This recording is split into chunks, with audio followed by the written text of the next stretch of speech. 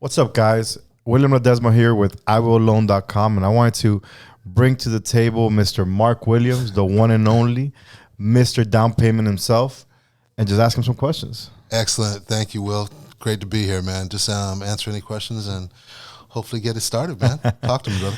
So obviously we're seeing major changes in the market. There's really drastic changes. I want to see how that's affecting like people that are requiring down payment assistance, help to buy their first home and things like that. Well, great. Listen, thank you for having me on again. And it brings me to a point that I just had yesterday with a meeting that I went to, and that was with the Broward County Housing Authority. I think a lot of the housing authorities now are seeing what's happening in the market as far as interest rates are concerned, but definitely as far as the inventory is concerned. So Broward County Housing Authority, what they did is they were at one point giving $40,000 in assistance for first-time home buyers. They have now bumped that up to $80,000. Wow. So in Broward County, in certain different areas, which you can share as well, they're offering $80,000 in assistance. And I think that's just wonderful. I think they're now keeping ahead of what's going on in our market right now, and what they're trying to do is stay ahead of the curve.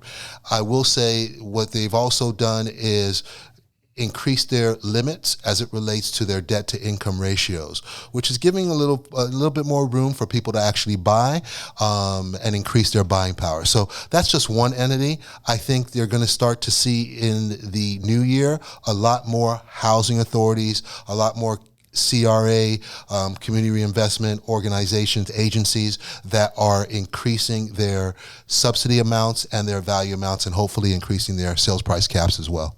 That's incredible. Yeah. So just, I guess, to kind of break that down a little bit, like if you get $80,000 to buy a house, that's down payment and closing costs. That's a lot of money, right? Yeah. It's a lot of money. Yeah, absolutely. So, and I'm glad for that question as well.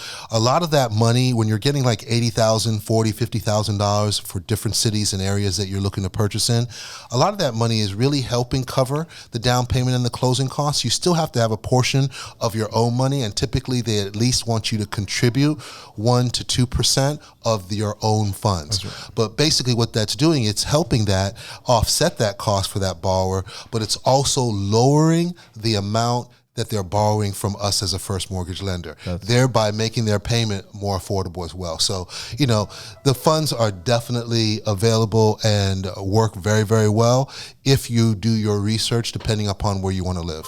Yeah. Yeah. So if we're looking at properties in Broward, that's a great program. But obviously, I know you do a lot of the Miami-Dade programs as well. Correct.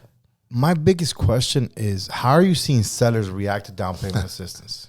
Great question. You know, we have a lot of sellers that unfortunately, based on the information that they might be relayed to them by their listing agent, don't necessarily want to participate in the programs. Either the listing agent had a bad experience or didn't know enough information and didn't know where to go. We here at PRMG do a lot of the down payment and closing cost assistance programs. And so I will say that it's all about educating your seller, educating their listing agent, to making them understand that the programs do work, especially if you've had a property on the market for 3 or 4 months and it hasn't been moving. This is a great opportunity to use some of the down payment and closing cost assistance, not only to help that buyer, but also to help that buyer in this market to pay down the interest rate, right? And buy that down. You know, we talk about our 2-1 buy down program here. So that's why I think it is a little bit challenging for some of the sellers, but the more that you can educate them on the product, one of the things I love doing is to listen, put me on the phone call with the seller, put me on the phone call with the listing agent. Let's have a conversation about the program and how it works. And so they get a better understanding. The more advocates I think that we have to talk about the program and talk about the success of the programs, the easier sellers will be convinced. Yeah, that's I think the major part of any negotiation is communication. Absolutely. And I think that's why I think you're thriving on right now, speaking with the sellers, showing them the benefits. And I think it's a tool. Like if you're a listing agent, you're trying to sell a house and you're having a little bit of a delay, and you say, look, man, I can sell this house faster if you work with me on this program. Right. Not only that, your success rate is incredible. So you're like, everything closes. That's what we say here. Everything closes. Right. So knowing that in the history that we have here is the tool that you're going to show the seller. So I think maybe informing these listings, what we're doing now, how to use these tools, how to negotiate these tools, what expectations should the seller see from this is a major key on that. Absolutely. So, just as a side note with that and to that exact point, when I tell my real estate agents is, you might not like doing affordable housing transactions, but don't take it off your plate, right?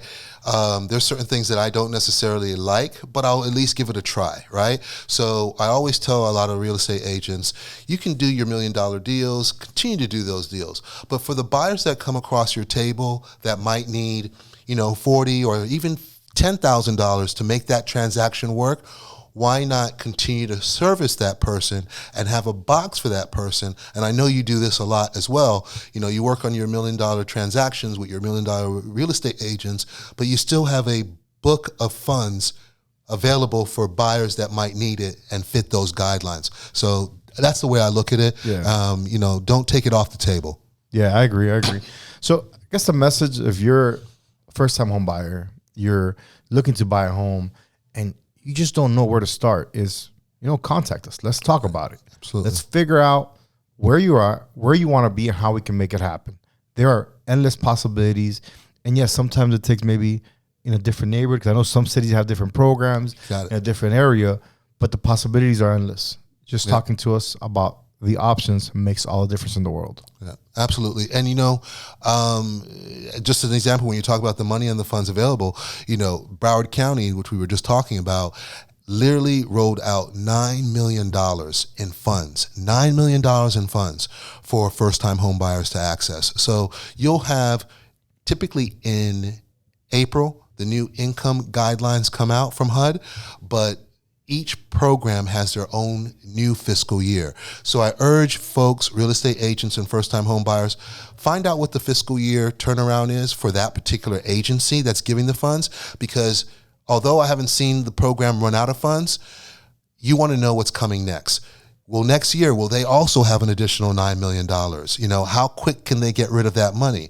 And $9 million in home ownership, if you have someone that's aggressive, it can go pretty fast. But if you don't, the money is always still going to be there. So do your research. Yes. And reach out to us. Yes.